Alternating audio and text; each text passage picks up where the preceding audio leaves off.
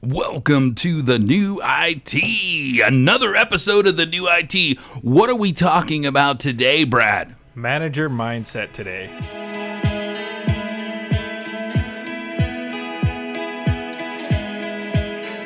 Manager mindset. Oh my gosh.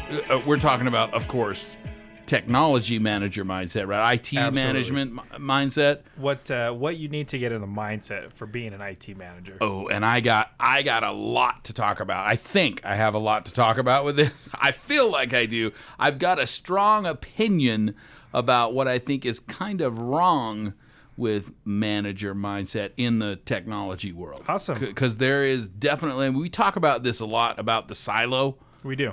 IT is a silo, whether we like it or not. But as a manager, you gotta understand how to work with everybody. Exactly. You got to learn to play nice with other people. Not only play nice, you also got to understand where they're coming from. Absolutely. And that's huge. Our technology folks have not been known for that ability, right? Well, and that's where I say you got to play nice.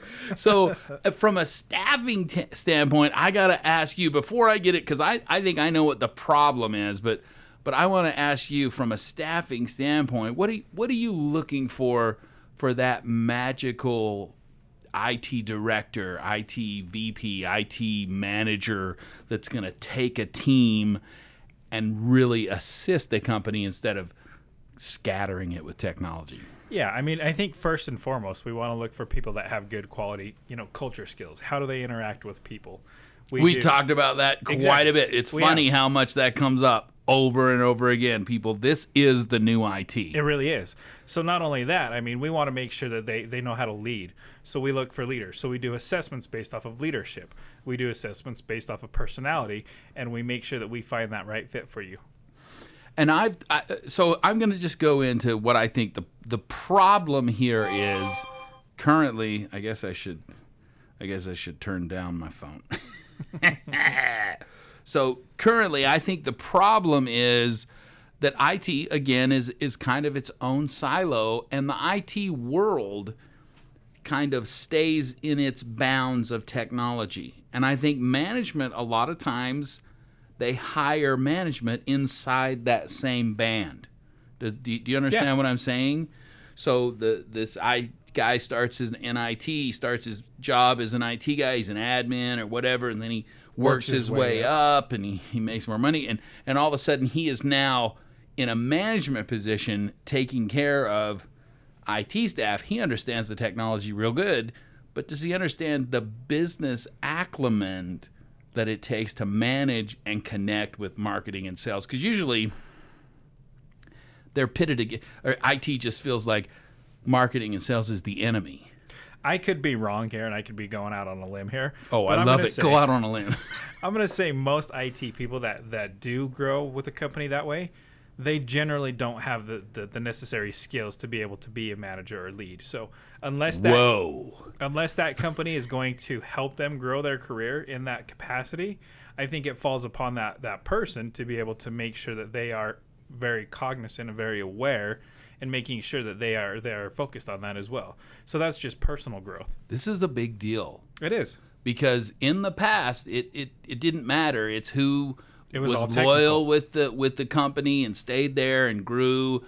And it wasn't about who's acclimate, who was best at managing people. I mean, I look at folks, are they taking management classes? Are they doing leadership classes? Something outside of technology to better themselves with people. That's so important in a management mindset. Oh, absolutely. I was actually just speaking to a client the other day, and they says that what they're starting to do is they're starting to pay for training for things like that. They should. Oh, absolutely. One company they're starting to allocate $1,000 a year just on training for things like this. And if the person doesn't see the value of that and they complain and say, "Dude, I don't need that crap. I know what I'm doing," that's a bottleneck for you. Oh, absolutely. That's somebody that's not in your culture, and you should look at maybe letting that person go somewhere else. That person is not a team player. They don't want to see the vision. They don't want to be where you're going. And those are the ones that hey, I know what technology your company needs, and they're not even looking at the company.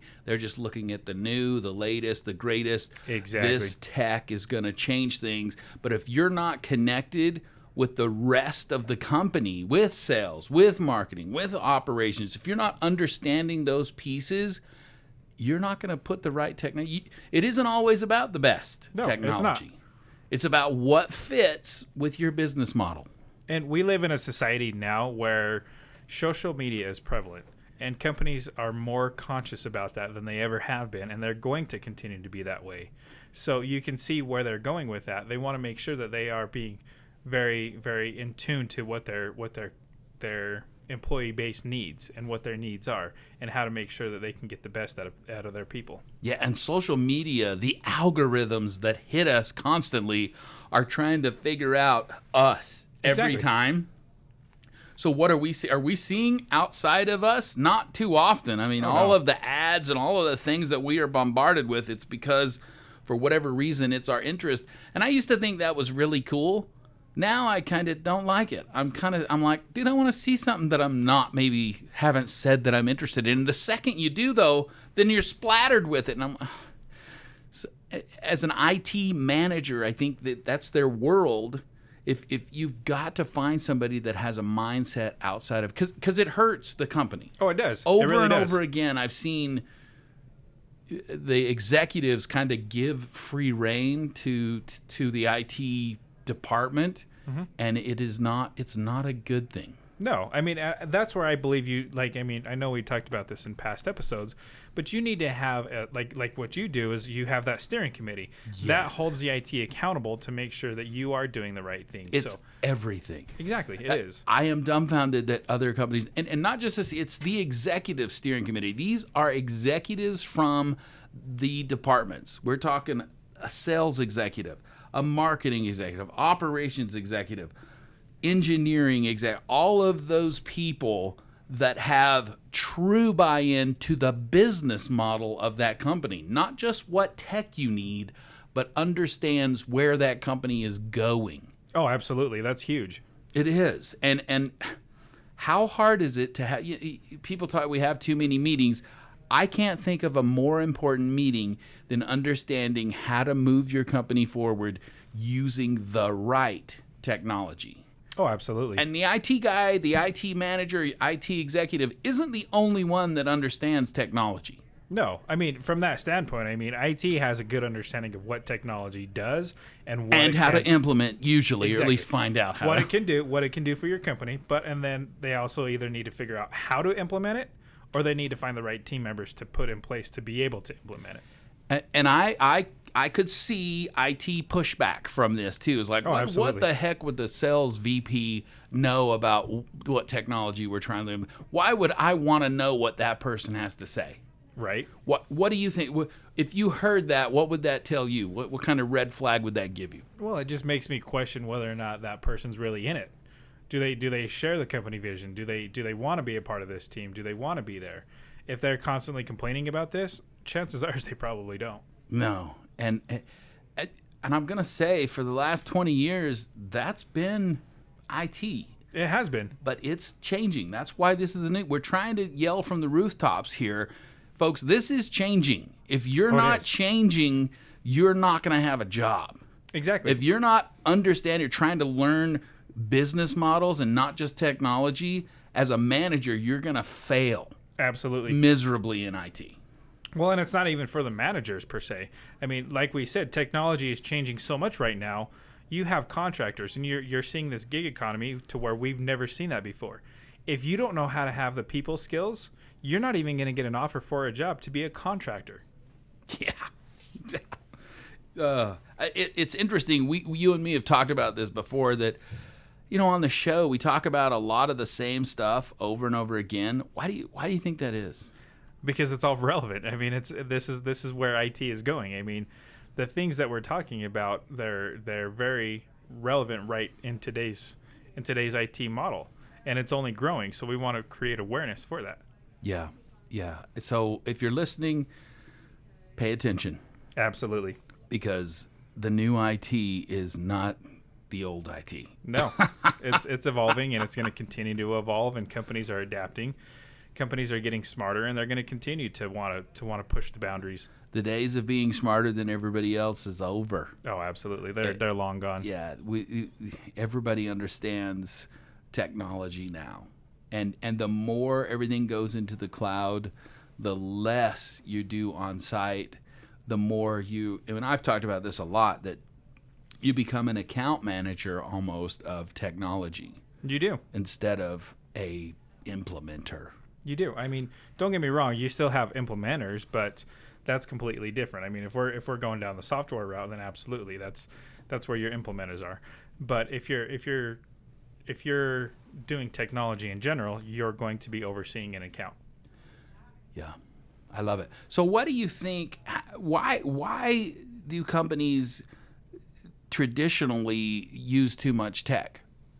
Because we've talked about this before, and I know we've read some blogs on, and TechBridge has even put out some blogs about too much tech being used in a company because maybe their competitor is using something. Like, oh crap! If our competitor is using it, we need to use it too. Why do you think that is such a problem?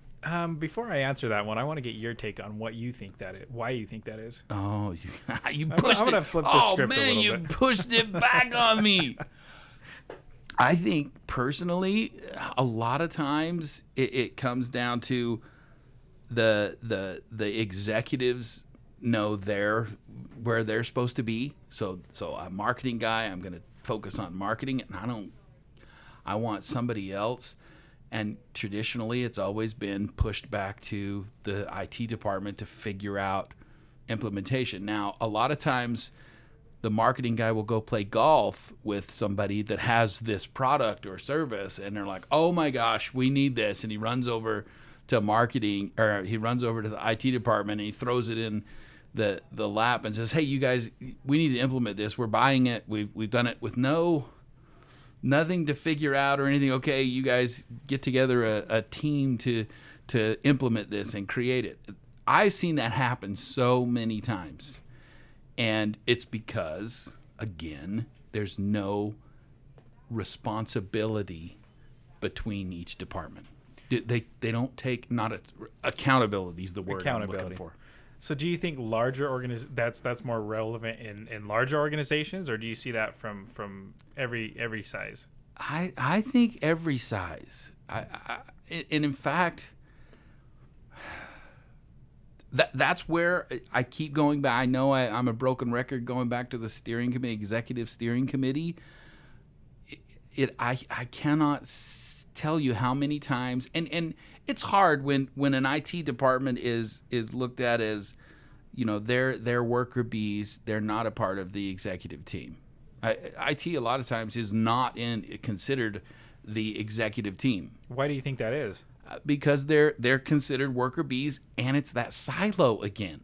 Technology is not usually a part of what the company does. It's how it does it. Okay, but isn't that why they hire like a CIO or a CTO is to kind of be that person for them? Yes, but usually CIOs are actually under the CFO. Really? They're not usually considered the same level as CFO, COO, CMO, CEO, which I think is interesting. And the CTO usually, and this is a misconception, CTOs are usually engineering people. They're usually engineering and developers. They're not considered IT. So is that why they're kind of under the CFO?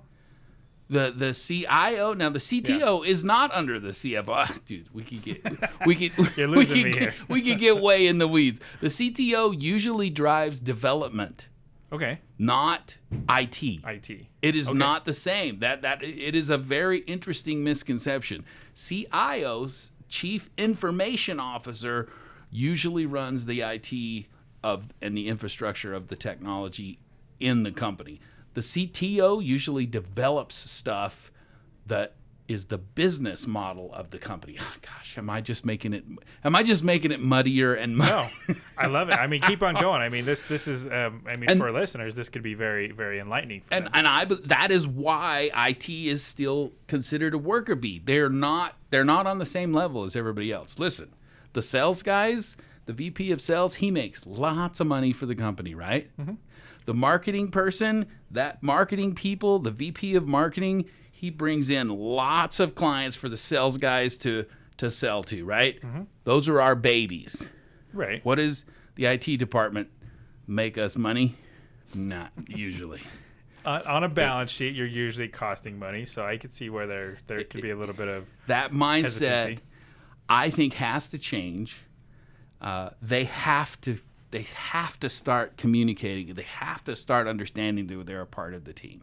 So over the past couple of years, do you think it is changing? Because I think it is, and that's where, like I said, I mean, with the call out of social media, you're starting to see this change. It has to. IT, I mean, from what I see from my end, I see salaries going higher and higher because In IT. because IT people know that they're valued and they know that they are critical to the business side of things. So you're starting to see salaries rise even higher and higher. Yeah. Wow, this is good. I got a little excited. No, I like it. I mean, this is what we wanted to do, and I know we kind of went off into left field a little bit, but this is good. Yeah, I mean this whole episode is supposed to be about the mindset of the manager, specifically an IT manager, and I think the end result of this is that you have to change the old model of being down your one little runway and doing your job. You do. I mean, you really do. I mean, you think of common issues that most IT departments face is they, like you said, they take money from the company because they're costing people money and they're not bringing money in. So I get that and that makes sense. But where do we go from here? How do we get companies to realize and understand that IT is an investment and it will pay off in the long run? You just need to have the culture and the team around you to be able to put those pieces in place. For me, that's where this executive steering committee comes in, because when you get them all, and it's so funny how much pushback that you'll get if you try and implement this in a company, big or small. You say, hey, we're going to have another meeting. They're like, oh, another. Why do you think? Yeah, I mean, why do you think there is pushback? Because it sounds like another stupid meeting that doesn't get anything done. But the second you get them all in a room, and that marketing guy goes, dude, I went to golf with so-and-so, and they have this thingy. It's $300,000, and, man, it's going to blow us up. Then the IT person can say, well, how do we implement this? Well, what do you mean? That's your job, the marketing guy says. Well, I can tell you what it will take this, and this, and this. So all of a sudden that $300,000 product is actually going to cost more like $600,000. Are you still okay with it? And then the sales guy jumps up and goes, hey, what about this that we're doing? Is that really going to connect with this? Because the marketing guy he doesn't care. No, or the operations, VP of operations says, hey, this is how we do everything. If you're saying this doesn't even match with what we're doing. You see where I'm getting at? No, I see exactly where you're going. All of that buy-in makes the technology follow the business model. And that's the problem we're talking about. It is. The really technology does not follow the business model of the company sometimes. It's driven by what's the latest and greatest, what is our competitors doing, why aren't we doing the same thing, which are all absolutely the wrong way to do it. It's almost like we're keeping up with the Joneses, so to speak, under that model. It is. And any company that's doing that is on a path to destruction. Or I could see that. Or at least not growth or good growth. Absolutes yes are no and no. good. I mean, yeah. I mean, I still think there are companies that do have the extra money that they can make these purchases, and it's no big deal to them. So, I mean, I don't think every company could be in this situation, but I think most companies are. You know, that reminds me, I was reading I can't remember what book it was, but it was talking about startups and getting, once a startup gets $100 million in funding, the whole thing changes and they just start throwing money at everything. And a lot of times those companies will throw money out of and put themselves out of business. Really? If they would have focused as a lean company and not have went nuts and just spent money on anything and everything, that it just shows that companies grow better when they are lean or forced to be lean. In this book, it even talks about If you get funding, pretend like you didn't. And where are you going to find the money? Oh, absolutely. That's a business mindset. And I think that's where IT is going to have to go, especially mindset of the managers. They're going to have to start thinking from a business mindset, not just a technology. Because let's face it, technology is a dime a dozen. There's a lot of technology out there. But people that understand business... Oh, that's something totally different. It is. And that's would you hire that way? Do you ever think, when a client asks, do you think of hiring this bad A business person as a VP of IT? No, I mean, from a VP level, yes. I mean, you do get that. You do start to see that and that relevance. Do you see them that have been owners of companies or anything, or they've just been going up the IT ladder? No, I mean, I think they do become owners. I mean, I think especially here locally, Utah, we have such an entrepreneurial spirit. True. You are seeing that more and more. But I can't speak for the rest of the country. But locally here, yeah, I mean, I think we are starting to see that. That's where you're starting to see, more companies coming out of Utah because of that reason. And I think it's the future. We talk about the new IT. This is the future. If you're listening and you're not reading some business books, if you're not understanding or not just getting your bachelor's in information systems or computer science, or whatever, maybe an MBA in an actual master's in business probably would take you a whole lot further, in my opinion, if you're going down the management route or the VP of IT route or the Well, don't CIO. get me wrong. I mean, I would still think that you would have to have your chops in understanding the technology. So, I mean, I think that they still would have that. Maybe they would do something like a minor in like business or something like that. Yeah, true. I mean, I guess I've been in the corporate world where we were hiring VPs of IT and we would ask them these crazy freaking questions. Mm-hmm. And most of the times they didn't, very technical questions. Yeah. And most of the time they didn't understand it. But it was interesting to hear how they explained either why they didn't understand it or what they would do in the situation. That was a really cool, interesting philosophy for me. I mean, from that level, I mean, you're almost talking like leadership capabilities at that point. So yeah. I get that and I understand that. And that's exactly what somebody in that position should be doing. Maybe I'm in the norm or not in the norm here, but I would think that most people would have to have a good understanding of technology too. No? Well, they don't have to have a ton, but they have to have some. See, this is interesting. They always do. You just don't hire. Have you ever hired somebody that didn't have a big technology background for a management position? You've never done that. No. And that's why I'm asking. But I'm not so sure that they absolutely would you rather have somebody that could take a bad A team and lead them to a championship, or would you rather have somebody that really knew their stuff? Well, it depends what we're looking for, what our objectives are. But yeah, I mean, if we're looking from the managerial standpoint, I want somebody to lead that team. I want somebody to be able to come in and do you want Michael Jordan, or do you want the coach that coached the Lakers? You see what I'm saying? That's great to have this bad A, but the team has to be the bad A, and you need somebody to lead that. And I'm not so sure that they have to have all the tech in the world. Yeah, they have to but who doesn't understand technology a little bit now? But getting in the mindset of like a bad A developer, usually they're not very good. They're just not. They do not have the mindset of leadership, and not to say bad things about developers. I'm not, of course, gonna get some feedback or some pushback, but I got you. They're just usually not very good leaders. So from owning your own company and from being in a management in a corporate world setting, what advice would you give to somebody who wants to go that route, other than just focus Which on route? business? Management route, you mean? Yeah. So if somebody wants to grow their career, they're thinking not only, hey, I've been a developer, I've been a lead, I've been an architect. My next step should be a management position.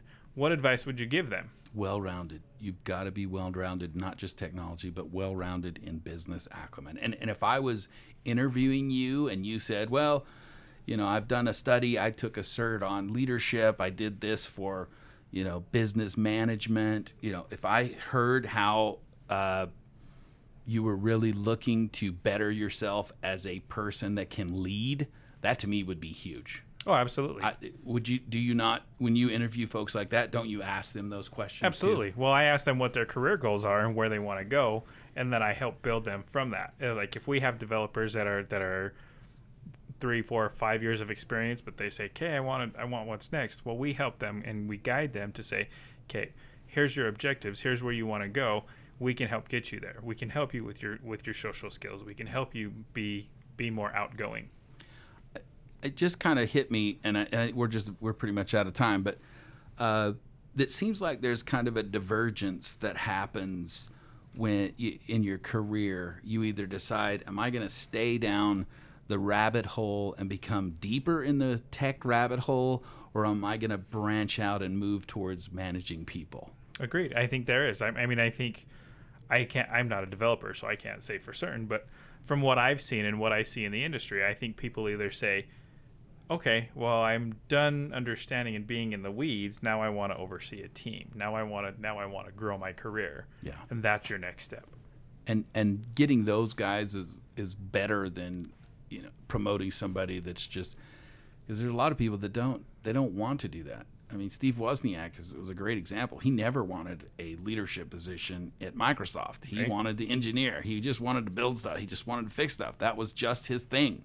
He was not interested in managing people. He just knew where his skill set was, and that was not it. Yeah. I think that's another piece. Don't go down a path that you're not wanting to go down. 100% just because agree. You think it's the better way to go. Well, and don't think that you have to. That is your next step, so you have to take it. Yeah. Well, cool. Wow, this has been good, huh? It is. Any last words? I've said everything I need. No, I'm good. I mean, the only advice that I'll say is understand and really know where you want to go with your career, and work towards that. And I would say, really look at being well-rounded.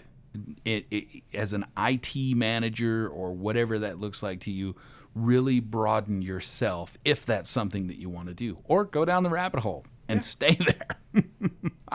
Cool. All right. We will see you next time for The New IT.